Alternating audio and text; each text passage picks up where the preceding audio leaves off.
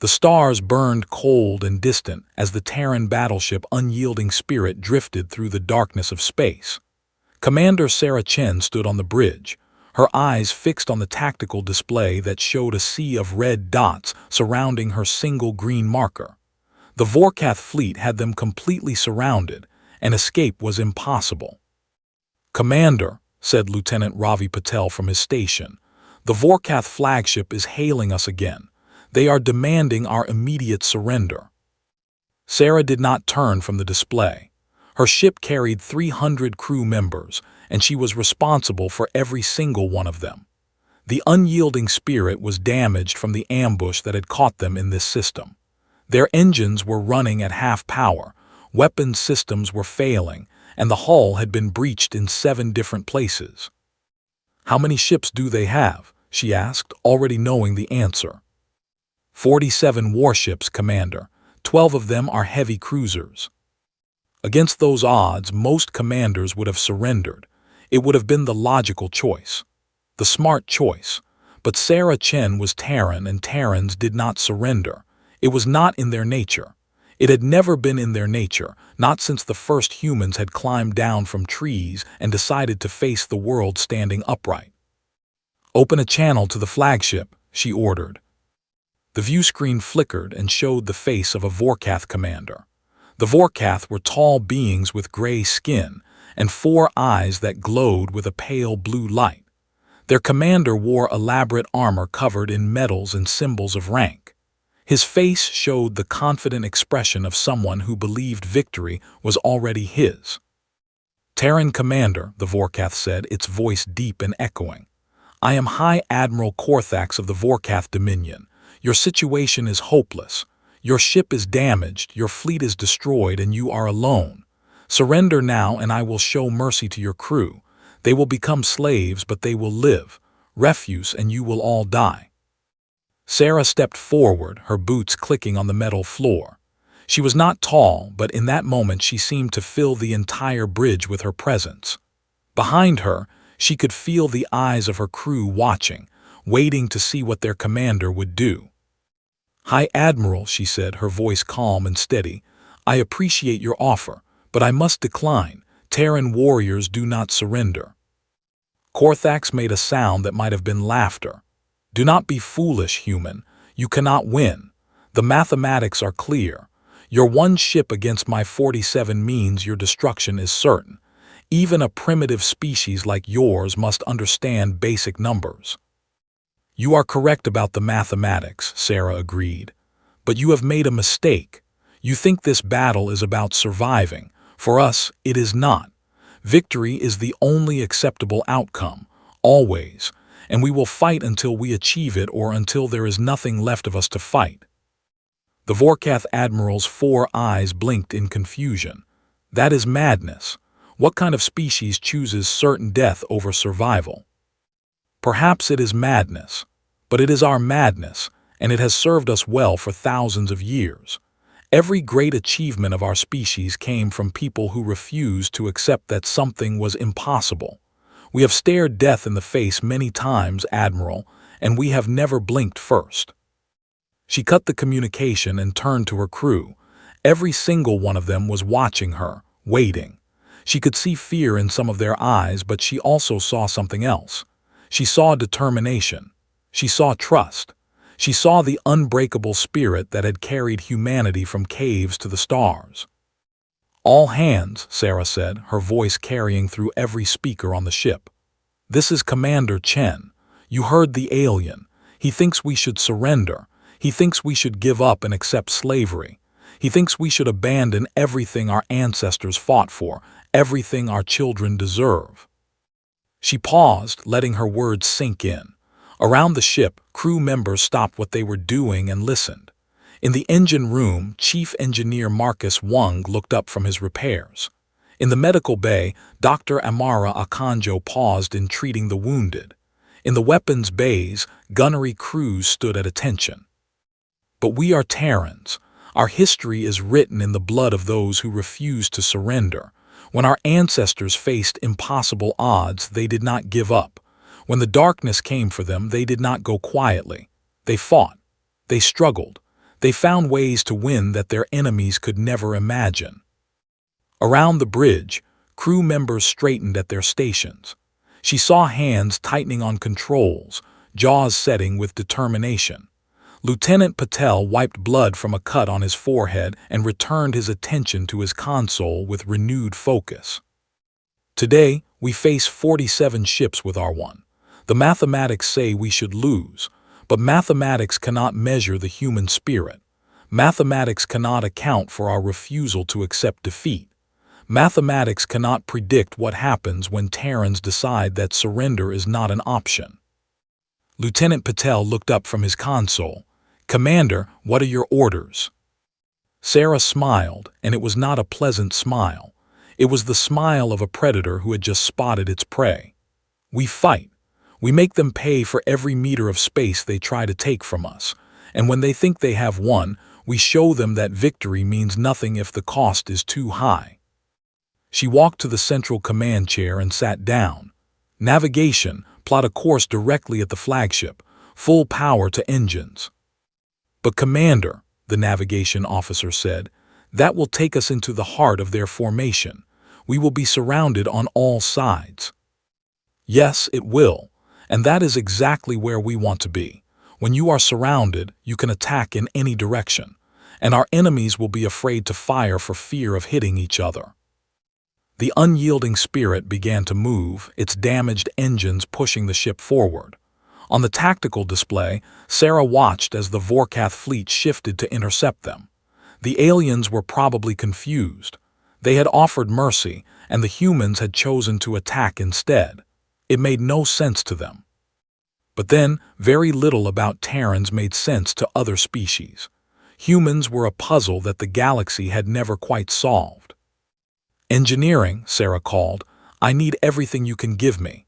Weapons, shields, engines. Strip power from life support if you have to. We will not need air for long." Chief Engineer Marcus Wung's voice crackled over the communicator. "Commander, I can give you a 20% boost to all systems, but it will burn out the reactors within an hour. After that, we will be dead in the water." "An hour is more than enough time, Chief. We only need to last until we reach that flagship. Do it." "Yes, Commander. It has been an honor serving with you." "The honor is mine, Chief. Now make this ship run faster than she has ever run before." The ship shuddered as more power flowed through its systems. Warning lights flickered across the bridge, but nobody paid attention to them. They were committed now. There was no turning back. Every person on the ship understood what they were doing and had accepted it. The first Vorkath ships came into weapons range, and Sarah gave the order to fire. Energy beams lanced out from the unyielding Spirit, striking enemy shields. The aliens fired back and the Terran ship rocked under the impact. Sparks flew from damaged consoles. The lights flickered, but the ship kept moving forward. "Shields down to 60%, Patel reported. "Keep firing, target their engines. If they cannot move, they cannot fight." The battle became chaos. The unyielding Spirit dove into the Vorkath formation like a wolf among sheep. The aliens had expected the humans to run or surrender. They had not expected a direct attack, and their formation began to break apart as ships tried to get clear shots without hitting their own allies. It was exactly what Sarah had been counting on. In a straight fight, her ship would have been destroyed in minutes. But in the confusion of close-range combat, skill and determination mattered more than numbers. Sarah watched as one Vorkath cruiser exploded, then another. Her ship was taking damage, but it was also dealing damage. And that was all that mattered. Every enemy ship she destroyed was one less ship to threaten her people. "Commander," Patel said, his voice excited now, "we have destroyed 4 enemy ships and damaged 7 more. Their formation is in disarray. They did not expect us to fight like this." "Good, now let us show them what happens when you corner a Terran with nothing left to lose. Helm, increase speed. Get us closer to that flagship." In the darkness of space, the battle raged on. The unyielding Spirit fought against impossible odds. its crew refusing to accept the outcome that mathematics demanded. And somewhere in that chaos, High Admiral Korthax began to understand that he had made a terrible mistake. He had offered the humans a chance to surrender. They had taken it as an insult. The Vorkath commander stared at his tactical display in disbelief as another of his ships disappeared from the screen. The Terran vessel was on fire, its hull breached in a dozen places, and yet it kept fighting. It kept pushing forward. It kept refusing to die. "What are these creatures?" he whispered to himself. "What kind of beings choose death over surrender?" He did not understand. He could not understand. The Vorkath had conquered 100 worlds by offering their enemies a simple choice: submit or die. Most chose to submit. It was the logical choice. Survival was the first instinct of every species in the galaxy. But the Terrans were not like other species. They were something else entirely. They were warriors who did not know how to quit. They were survivors who would rather burn than bend. They were humans. And humans never surrendered. Not when the mathematics said they should. Not when common sense demanded it. Not ever. Because for Terrans, victory was the only acceptable outcome, always. Commander Sarah Chen watched as the Vorkath flagship grew larger on her view screen. Around her, the bridge was filled with smoke and the sound of warning alarms. Half her crew was dead or injured. Her ship was dying around her. But she was still fighting, still commanding, still refusing to accept defeat. "Distance to flagship?" she asked. 10,000 kilometers and closing," Patel replied. His arm was wrapped in a bloody bandage, but he had refused to leave his station. Like every other member of the crew, he would stay at his post until the end. "Arm all torpedoes. Prepare for final approach." The surviving crew members carried out her orders without hesitation. They knew what was coming. They knew they were not going to survive this battle, but they also knew something else. They knew that their deaths would mean something. They knew that the Vorkath would never forget this day. "Commander," said a young ensign whose name Sarah could not remember, "it has been an honor serving with you." Sarah looked at him, at all of them. These brave men and women who had followed her into certain death without complaint. These Terrans who embodied everything their species stood for. She felt pride swell in her chest. "The honor is mine," she said. "All of you have made me proud. You have shown the galaxy what it means to be human. When the history books are written, they will remember this day. They will remember you." The unyielding spirit screamed toward the flagship, its weapons blazing. The Vorkath tried to stop it, but the Terran ship was moving too fast, and their formation was too scattered. Every ship that moved to intercept found itself targeted by the human weapons. The damaged battleship slammed into the flagship's shields, and for a moment the two ships were locked together in a dance of destruction. Energy crackled between them. Hulls groaned under the strain, and Commander Sarah Chen gave her final order: "Fire all torpedoes." Then the torpedoes detonated.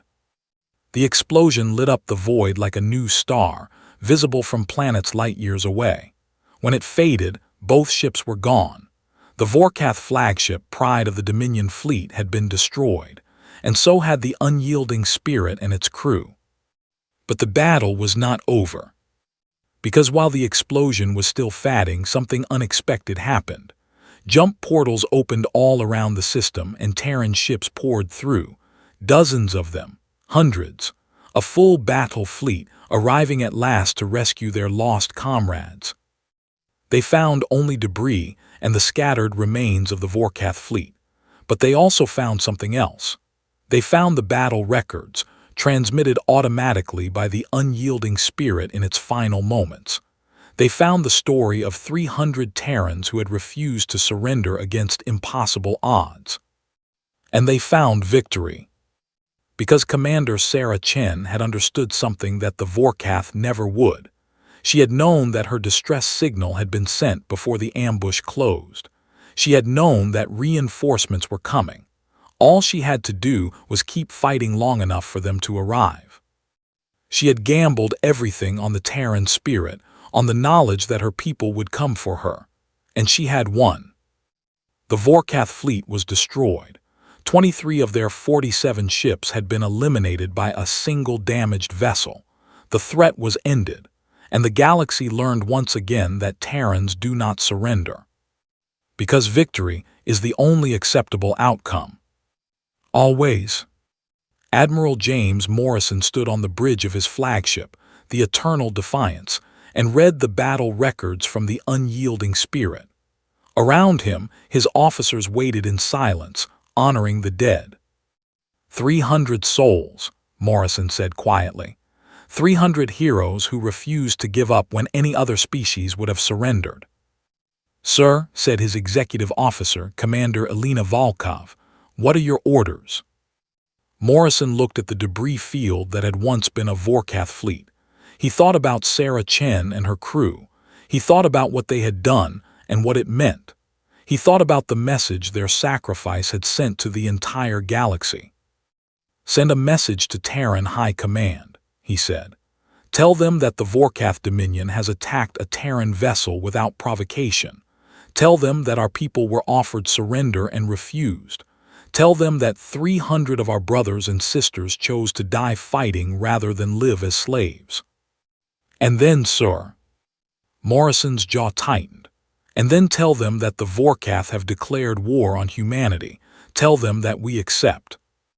He turned to look at his fleet, hundreds of warships bristling with weapons, each one crewed by men and women who had the same spirit as those who had died on the unyielding spirit, each one ready to fight, each one refusing to accept any outcome except victory. The Vorkath wanted to see what happens when you push Terrans to the breaking point, Morrison said. Now they will find out. Set course for Vorkath space. It is time to teach them why the galaxy fears us. The fleet moved as one, engines blazing against the darkness. Behind them, the debris of the battle was already fading into the void, but the memory of what had happened here would never fade. Commander Sarah Chen and her crew had shown the galaxy what Terrans were made of.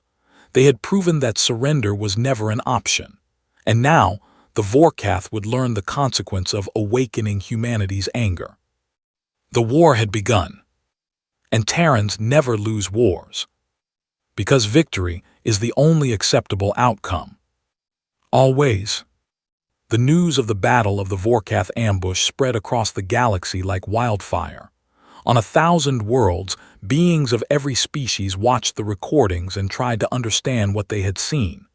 A single damaged ship, facing 47 enemies, choosing to fight rather than surrender. It should have been suicide. It should have been meaningless. But it was neither.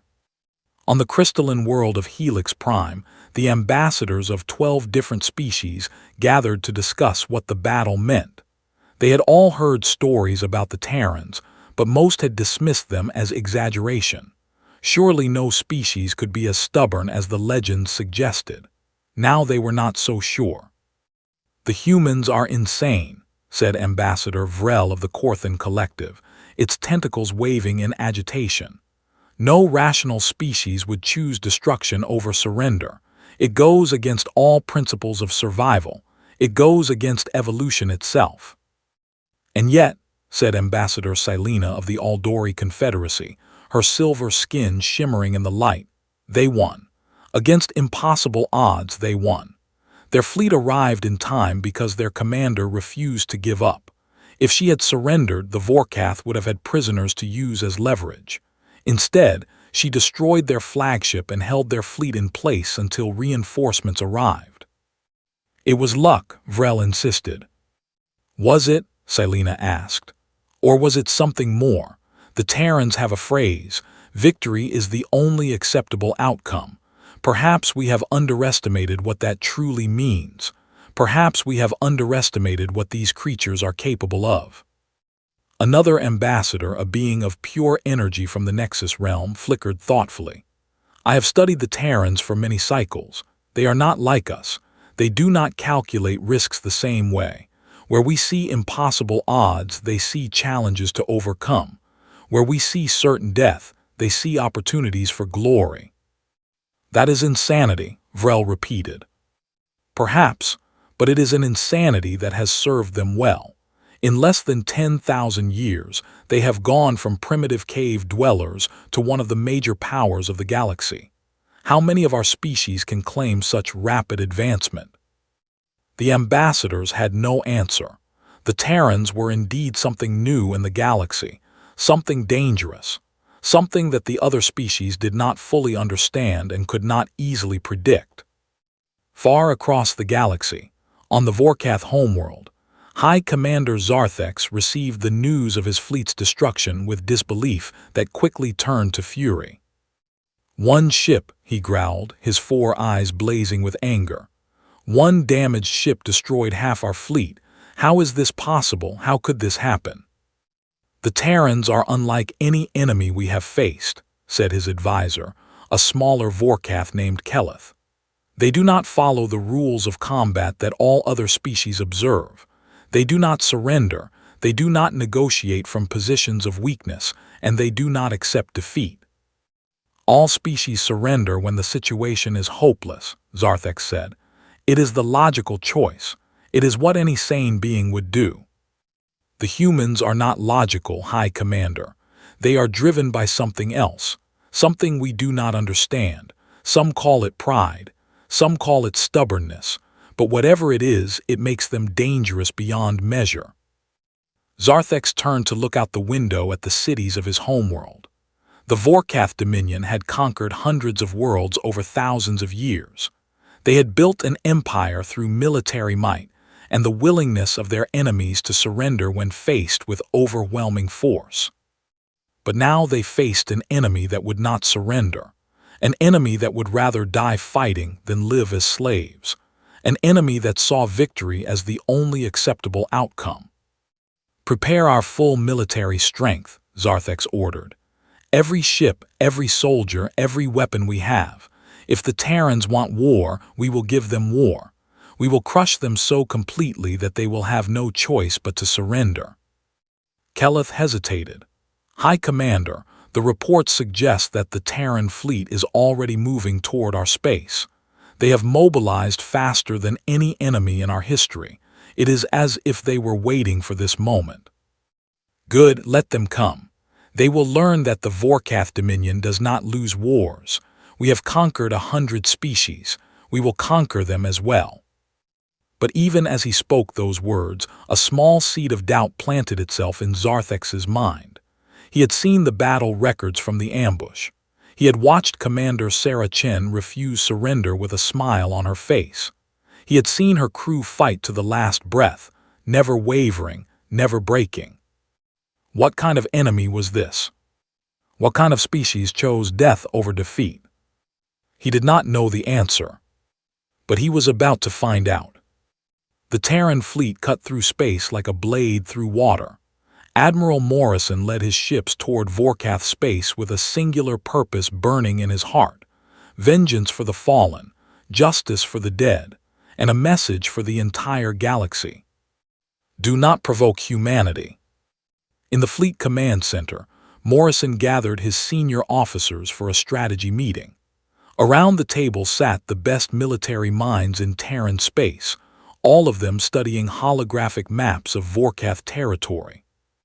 "The Dominion has 32 colony worlds and a homeworld," said Commander Volkov, indicating each one on the map. "Their fleet strength is estimated at over 2,000 warships, with more being constructed every day. They have been building their military for centuries." "Our fleet numbers 800 ships," said Captain Marcus Blackwood, commander of the heavy cruiser Iron Will. "We are outnumbered more than 2 to 1, and their ships are larger than ours on average." "We were outnumbered 47 to 1 at the ambush," Morrison replied, "and we won." "With respect, Admiral, we lost the unyielding Spirit and her entire crew. 300 good people died that day." Morrison's eyes hardened. "We did not lose them, Captain. We spent them. There is a difference. Commander Chen and her crew bought us something invaluable with their sacrifice. They bought us the knowledge that the Vorkath can be beaten. They bought us the initiative in this war, and they bought us the moral high ground that will rally every human in the galaxy to our cause. He stood and walked to the map, pointing at the Vorkath homeworld. The enemy expects us to be cautious. They expect us to probe their defenses, test their strength, look for weaknesses. That is what any logical species would do. That is what the Vorkath would do in our position. He turned to face his officers. But we are not logical. We are Terran, and we are going to hit them so hard and so fast that they will not have time to understand what is happening. By the time they organize a response, we will already be at their homeworld's doorstep.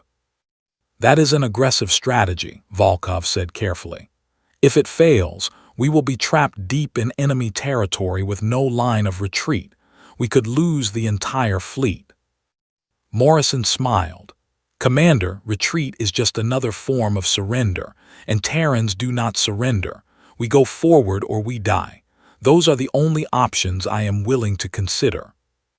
The officers around the table exchanged glances. What Morrison was proposing was madness by any conventional military standard. It violated every principle of cautious warfare that other species had developed over millennia.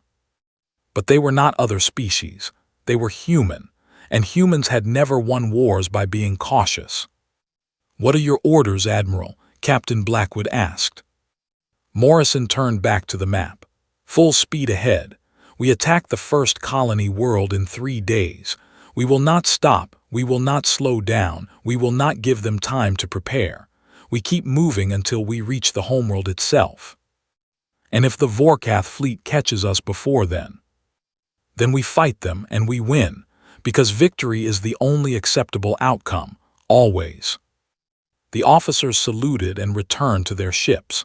The Terran fleet increased speed, racing toward enemy space. Behind them, more ships were joining from every corner of human territory. Workers were abandoning factories to join the military. Scientists were leaving laboratories to design new weapons. Ordinary citizens were volunteering by the millions.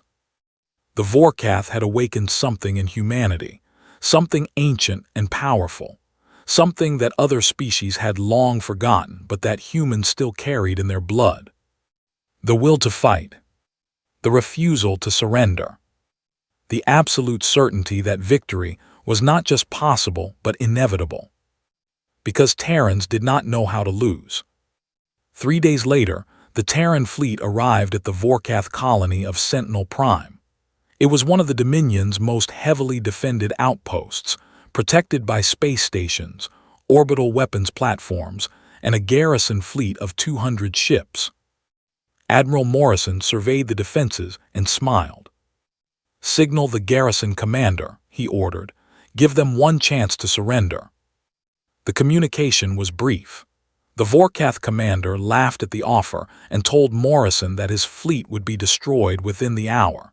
He called the humans foolish for thinking they could challenge the might of the Dominion.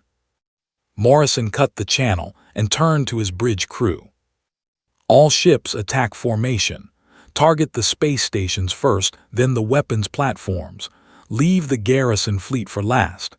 Show them what Terran firepower looks like." The Terran fleet roared into battle, weapons blazing. The Vorkath defenses responded with devastating fire, and Terran ships began to take damage immediately. But they did not slow down. They did not retreat.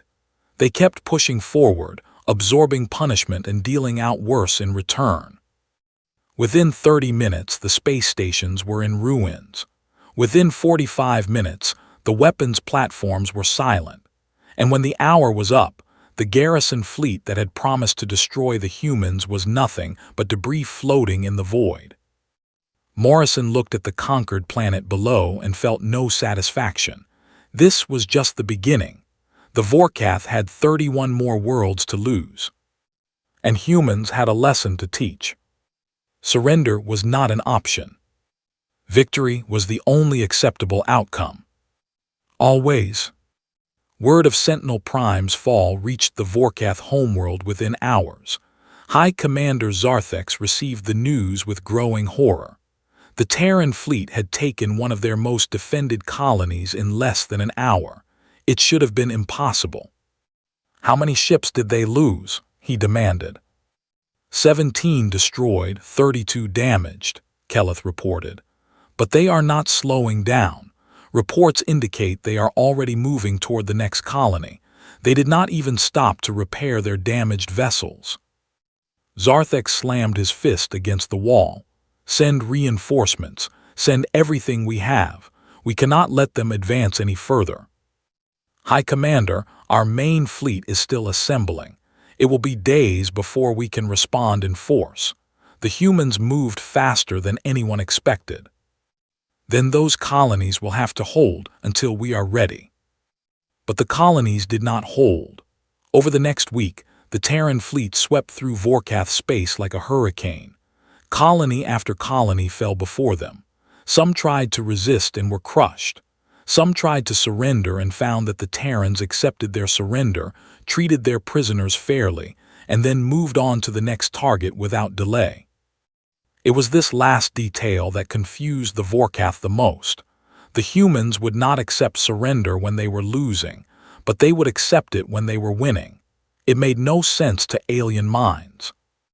Unless you understood the Terran philosophy. Surrender was not inherently wrong. The Terrans simply believed that you should never surrender when you still had a chance to win. You fought until victory was achieved, no matter the cost. But once the enemy was beaten, there was no need for further bloodshed. Mercy to the defeated was a sign of strength, not weakness. The Vorkath had offered Commander Chen surrender when she still had a chance to win, and she had proven them right by winning. Now the Terrans were offering surrender to beaten enemies, and the beaten enemies were accepting. It was a distinction that other species struggled to understand. But it was the heart of what made Terrans so terrifying.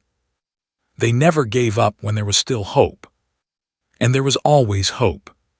2 weeks after the war began, the Terran fleet arrived at the Vorkath homeworld.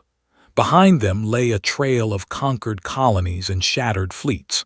Before them stood the last defense of the Dominion, 1,000 warships, the greatest military force the Vorkath had ever assembled. Admiral Morrison looked at the enemy fleet and felt his heart swell with pride. His own fleet had grown during the campaign as more and more ships arrived from Terran space. He now commanded over 1,000 ships of his own, crewed by men and women who had chosen to fight rather than hide. "High Commander Zarthex is hailing us," reported his communications officer. On screen, the Vorkath leader appeared on the view screen.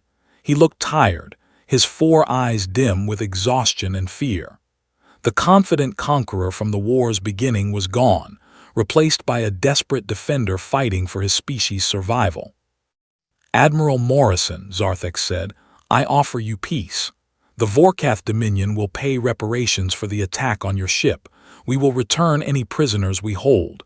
We will sign whatever treaties you require. Just end this war. There has been enough death." Morrison considered the offer. It was generous, far more generous than anything the Vorkath had ever offered an enemy. But it was not enough.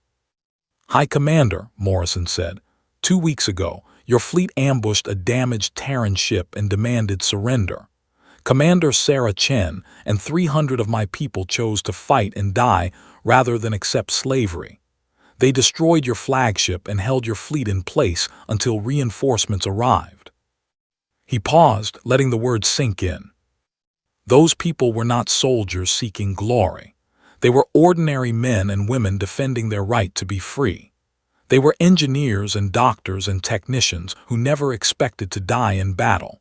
And they died because your species believes that conquest is acceptable, that slavery is a valid outcome of war. Morrison leaned forward, his eyes hard. "Your offer of peace is refused. The Vorkath Dominion will surrender unconditionally or it will be destroyed. Those are your only options. There is no middle ground. There is no negotiation." Zarthex's eyes widened. "You cannot be serious. We have 1,000 ships. We can still fight. We can still make you pay dearly for victory." So do we, and we have something you do not have, High Commander. We have the will to use them. Every single one of us is prepared to die in this battle if necessary. We do not fear death. We only fear defeat. We only fear failing those who died for us. But why? Zarthex demanded, genuine confusion in his voice. Why would you risk everything when you could have peace? Why continue fighting when you have already proven your point? Morrison smiled, and it was the same smile that Commander Chen had worn in her final moments. Because peace bought with compromise is not peace. It is just a delayed defeat. The only way to ensure that your species never threatens mine again is to defeat you so completely that the thought of attacking humans becomes unthinkable. We do not want tribute. We do not want territory. We want you to understand, truly understand, that attacking humanity was the worst mistake your species ever made. He straightened in his chair. We are Terrans, High Commander. Victory is the only acceptable outcome, always. If you want to live, you will surrender now. If you refuse, we will destroy your fleet, occupy your homeworld, and rebuild your civilization from the ground up. The choice is yours. The communication ended, and Morrison turned to his fleet. All ships, he announced, prepare for battle. Today we end this war. The Battle of the Vorkath homeworld lasted for 18 hours. It was the largest space battle in galactic history, involving more than 2,000 warships and millions of combatants. The Vorkath fought with the desperation of a species facing extinction. The Terrans fought with the determination of a species that refused to accept anything less than victory. In the end, the Terrans won. They won because they never stopped fighting, never wavered, never considered retreat. Ships burned and died around them, but the survivors pressed forward. Casualties mounted into the hundreds of thousands, but the living continued the attack. Every time the Vorkath thought they had gained an advantage, the humans found a way to turn it around. It was not superior numbers that won the battle. It was not better technology or more skilled commanders. It was simply the refusal to lose. The Vorkath would gain ground and the humans would take it back. The Vorkath would destroy ships and more human ships would take their place.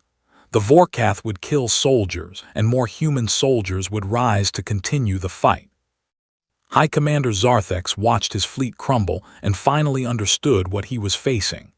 The Terrans were not just skilled warriors or cunning strategists. They were something more fundamental. They were a species that had evolved to never give up, to always find a way, to treat defeat as simply a setback on the path to eventual victory. When the last Vorkath warship was destroyed, Zarthex sent his surrender. This time the Terrans accepted. Admiral Morrison landed on the Vorkath homeworld 3 days later to accept the formal surrender. He walked through the streets of the alien capital, surrounded by human soldiers and watched by millions of Vorkath citizens. The aliens looked at the humans with a mixture of fear and wonder. At the steps of the government building, Zarthex waited with the symbols of his office. He handed them over to Morrison with shaking hands. "Why?" he asked one final time. "Why do your people fight so hard? What drives you to refuse surrender even when logic demands it? I have thought about this question every day since this war began, and I still do not understand." Morrison thought about the question. He thought about Commander Chen and her crew. He thought about the millions of humans who had volunteered to fight in this war. He thought about the long history of his species, filled with struggles and setbacks and impossible victories. "Because we must," he finally said. "Because the moment we accept that defeat is possible, we have already lost. Every human child is raised with a simple truth. No matter how bad things get, no matter how impossible the situation seems, you never give up. You fight until you win or until there is nothing left of you to fight." He looked at Zarthex with something that might have been pity. "Your species could not understand that. You saw surrender as a rational choice when facing superior force. But for us, surrender means accepting that someone else has the right to determine our fate, and we will never accept that. Not today, not tomorrow, not ever." The Vorkath War ended that day. The Dominion was disbanded, its colonies given independence, its military dissolved. The Vorkath themselves were not destroyed or enslaved, because the Terrans believed that defeated enemies should be given the chance to rebuild. But they would rebuild on Terran terms, and they would never again threaten humanity. 1 year after the war, a memorial was built in orbit around the site of the original ambush. At its center stood a statue of Commander Sarah Chen, her face turned toward the stars she had died defending. Around her stood 300 smaller statues, one for each member of her crew. Admiral Morrison attended the dedication ceremony, along with the families of everyone who had served on the unyielding Spirit. They stood in silence as the names of the dead were read aloud, 300 heroes who had refused to surrender when surrender would have meant survival. When the ceremony was over, Morrison stood alone before the statue and spoke quietly. "You showed them what we are, Sarah. You showed the entire galaxy that humans do not break, that we do not bend, that we do not give up no matter what the odds say we should do. Your sacrifice was not in vain. Because of you, we won the war. Because of you, humanity is safe. Because of you, no species will ever underestimate us again." He paused, looking at the face carved in stone. It had been carved from the last image of her, taken moments before the final attack. She was smiling. "Rest now, Commander. You earned it. Victory was achieved, just like you knew it would be." He saluted and turned away. Behind him, the memorial floated in eternal silence, a reminder to every species in the galaxy. Terran warriors do not surrender, because victory is the only acceptable outcome. Always. And somewhere in the void, among the stars that still burned cold and distant, the spirit of Commander Sarah Chen smiled. She had known. She had always known. Terrans never give up. And they never lose. The galaxy was changed forever by the Vorkath War. Other species looked at humanity differently now, some with fear, some with respect, some with a mixture of both, but all of them understood one thing that they had not understood before. Humans were not like other species. They did not calculate odds the same way. They did not make decisions based on logic alone. They had something else inside them, something that made them willing to fight against impossible odds, something that made them refuse to surrender even when surrender was the only sensible choice. Some species called it madness. Some called it courage. Some called it the Terran spirit, a force that could not be measured or predicted, but that always seemed to appear when humans needed it most. The Terrans did not seek conquest or domination. They simply went back to their lives, building, exploring, creating. They raised their children with the same values they had always taught: never give up, never surrender, never accept defeat as final. But everyone knew the truth now. If you threatened humanity, humanity would respond. And humanity would win. Not because they were stronger or smarter or more numerous, but because they refused to accept any other outcome. Victory was not just a goal for Terrans. It was the only acceptable result. Always. And the galaxy would never forget it. In the years that followed, the story of Commander Sarah Chen became legend. Schools taught it to children. Military academies used it as a case study. Poets wrote songs about the 300 who chose death over slavery. On dozens of worlds, monuments were built to honor the crew of the unyielding spirit. Even species that had feared humans came to respect them. The message of the battle had spread far and wide, carried on the lips of traders and explorers to every corner of the known universe. Do not attack humanity. Do not threaten humanity. Do not give humanity a reason to fight. Because if you do, they will never stop fighting until they win. The Vorkath, now a peaceful species living under Terran protection, became some of humanity's closest allies. They had learned their lesson well. They had seen what happened when humans decided that victory was the only option. Zarthex lived out his remaining years as a student of human history. He read everything he could find about the species that had defeated his empire.